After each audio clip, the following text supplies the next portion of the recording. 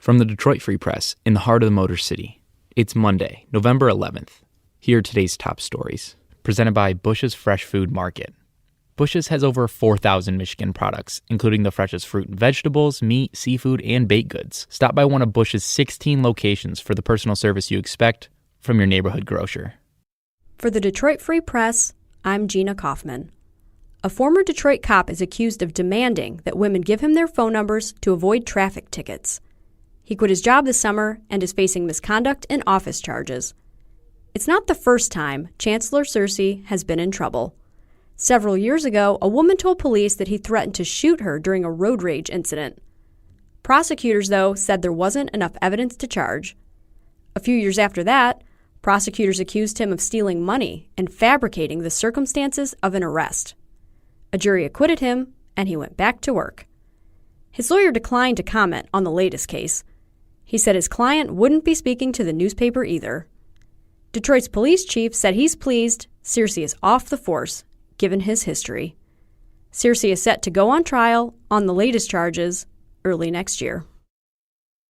I'm Frank Witzel with the Detroit Free Press. For months, killer John Norman Collins declined and ignored Free Press requests for an interview. But then, right before publication of a special report on him, he responded in an email. It's rare for Collins to reply to a reporter. It took 7 years before he agreed to a newspaper interview after he was convicted in 1970. He did a TV interview in the 1980s.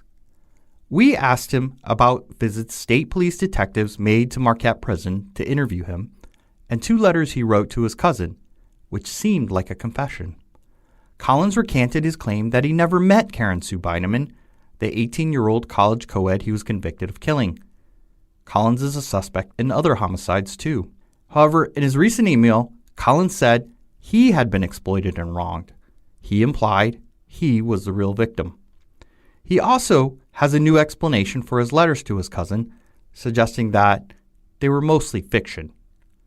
Read more about his email, the letters he wrote to his cousin, and the new evidence against him in today's Detroit Free Press. This is David Jesse, the Detroit Free Press's higher education reporter. You might want to move your Amazon Echo behind your bookcase. That's because researchers at the University of Michigan have been able to use lasers to hack into the devices. Using equipment bought on Amazon, they can turn a voice command into laser light pulses, shoot it through a window, and activate the device. They've shot the laser from other buildings and down long hallways and had it work. The microphone in a variety of devices treat the laser the same way as they treat voice commands. That means a robber could shoot a laser through your window, hit your device, have it open the garage door, open your front door, start your car, or even access bank records. The best security? Make sure the device can't be seen from a window. Lasers need a direct line of sight to the microphone. For the Detroit Free Press, I'm Taylor Morris. Imagine the shock of finding out you have a long-lost brother or sister. Now imagine finding out you have 19 of them. That's exactly what happened to 92-year-old Southgate resident Marion Jeffrey. Her long-lost great-nephew, Robert Dumas of Commerce Township, is a history buff and a self-proclaimed historian. He used Ancestry.com and lots of DNA testing to track his family roots. After spending many hours at his desk, he eventually began to connect the dots. He realized that Jeffrey has 19 half-siblings, with most of them living in Metro Detroit. The family came together for the first time on October 20th at the Detroit Marriott in Livonia.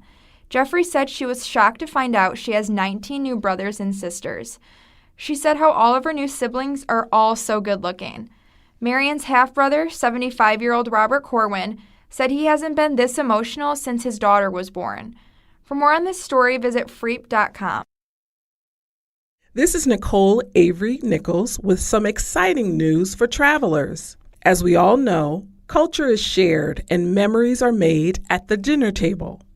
That's the feeling the Detroit Free Press seeks to build on as we take the popular Top 10 Takeover dining series on the road. Next fall will mark the debut of Takeover Goes Global, an exciting culinary program we hope will become an annual event. Hosted by Free Press restaurant critic Mark Kurlianchik, the foodies are invited to discover Abruzzo, Italy, next fall. Takeover Goals Global, Italy 2020, is a culinary vacation to the real Italy, as seen in Mark's short documentary, Dinner in Abruzzo, A Journey Home with My Culinary Godfather. Like in the film, local chefs James Regato and Luciano Del Signore will lead a scrumptious 8-day adventure to central Italy, the place that Chef Del Signore's family calls home. Abruzzo is the perfect destination for the first Takeover Goes Global adventure. About 31 miles from Rome, Abruzzo is known for diverse cuisine that comes from areas that stretch from the beach to the mountains.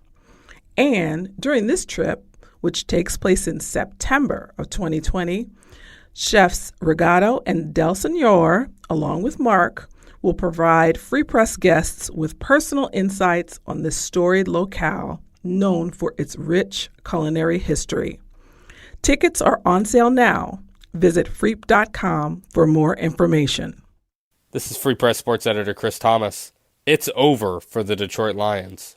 Well, for this season anyway. After Sunday's loss to the Chicago Bears, a game in which Matthew Stafford did not play for the first time since 2010, and some guy named Jeff Driscoll replaced him as quarterback, it's time for the Lions to come to grips with their fate. They won't be making the playoffs this year. For the second consecutive season under Matt Patricia, they are regressing in various areas. And for the third consecutive season overall, this team is showing that it's no closer to being a contender than it was when the franchise fired Jim Caldwell. Sure, the Lions could have beaten the Bears with Stafford on the field on Sunday. After all, the Bears have one of the worst offenses in the NFL. But then, this is what you've come to expect from the Detroit Lions. That they get your hopes up in the beginning of the season, only to let you down before Thanksgiving. Which means, barring a miracle, it's already time to get ready for the 2020 NFL Draft. Do you like what you're hearing in our news briefing? Let us know, whether it's a question, comment, or something you just want to hear. You can share your opinion by emailing us at voice@freep.com. That's voice@freep.com. See you tomorrow.